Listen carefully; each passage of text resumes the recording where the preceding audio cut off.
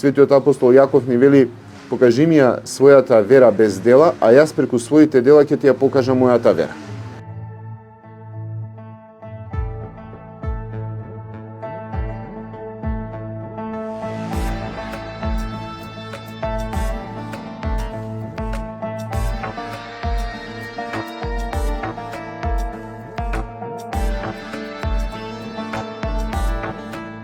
Нашиот народ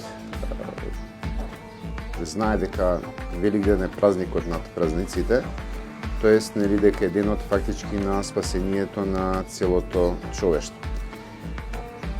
Не треба да чекаме празници, тоа секогаш го кажувам, да бидеме хумани, туку следејќи ја заповедта на нашиот Господ Исус Христос да го сакаме својот ближен како себе си, треба да помагаме постојано и секогаш кога сме нели во можност тоа да го сториме. Тоест тогаш кога некој ќе ни побара помош да не го одминеме, туку секогаш да помогнеме нормално во рамките на нашите можности. Помошта не се состои само во материјални добра, некогаш, како што многу пати кажувам, доволна е дури една преградка или една насмевка или само еден допир. Така што да бидеме луѓе пред се, затоа што мислам дека сепак тоа е суштината на човековото постоење.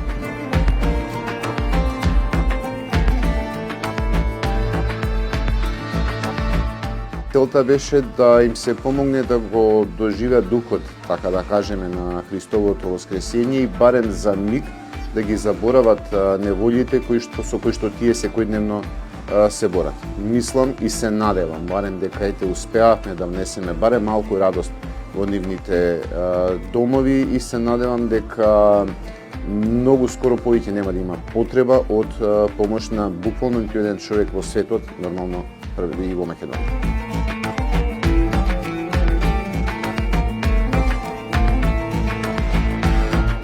Самата црковно-народна којна со благослов на архиепископот Охридски македонски господин Стефан е основана на 15 септември 2022 година со само еден пункт, тоест во Драчево.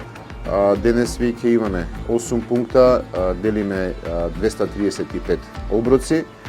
Пунктовите се нормално во храмот Свети апостол Петар и Павле во Горно Лисиче, храмот Света Троица во Долно Лисиче, Свети Спас Драчево, Свети Ѓорги Кисела Вода, Свети Николај во Аеродром, Свети Архангел Михаил во Автокоманда, Свети Јован во Бутел и завршуваме со храмот Свети апостол Петар и Павле во Ѓорче Петров.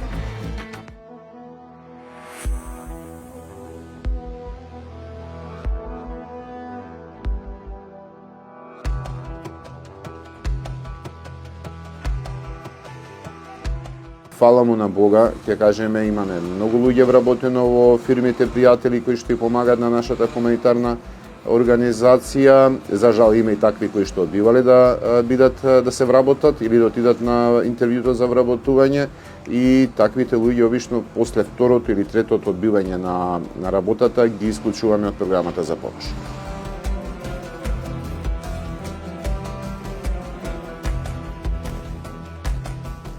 Да им помогнеме да се вработат и да застанат, што велиме, нели, на своји нозе, за да може да го продолжат својот живот онака како што треба.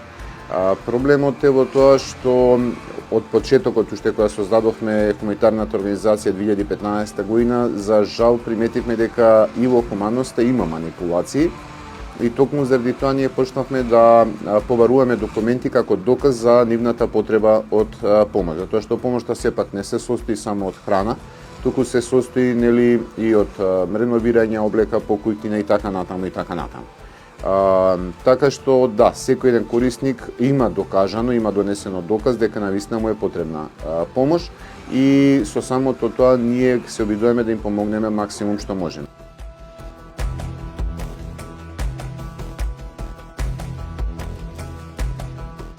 Се готват секојдневно 235 оброци, верувајте дека е навистина голема мисија, тој број очекуваме да се зголеми, не да се намали, така што буквално ни е потребна секоја една помош. Зборуваме за она што секој семејство го користи секојдневно во својот дом. Зборуваме, нели, почнувајќи од граф, орис, леќа, зејтин, брашно, Значи буквално све, тестенини, значи буквално све.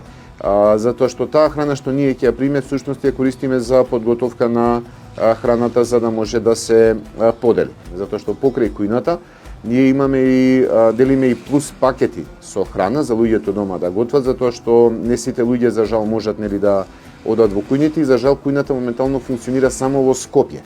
Така што на семејствата кои што живеат надвор од Скопје им се праќа преку нашите пријатели од Cargo Express нели или пак ако нема услови тогаш ќе ги носиме некојаш и лично.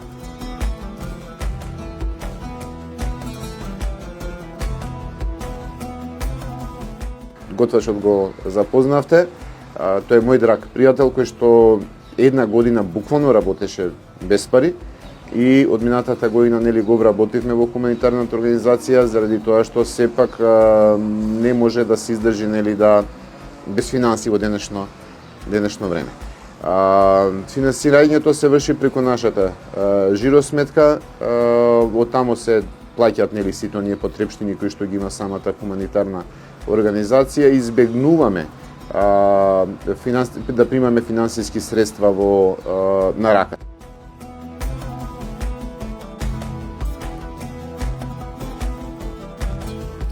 Во кујната имаме волонтери, имаме направено наша група на интернет, нели, каде што се пријавуваат луѓето и се договараат самите кој да дојде кој ден. Во магазинот значи имавме акција сега за Велики петок, нели, се собраа 20 на волонтери, ги успеавме да ги направиме сите 160 пакети.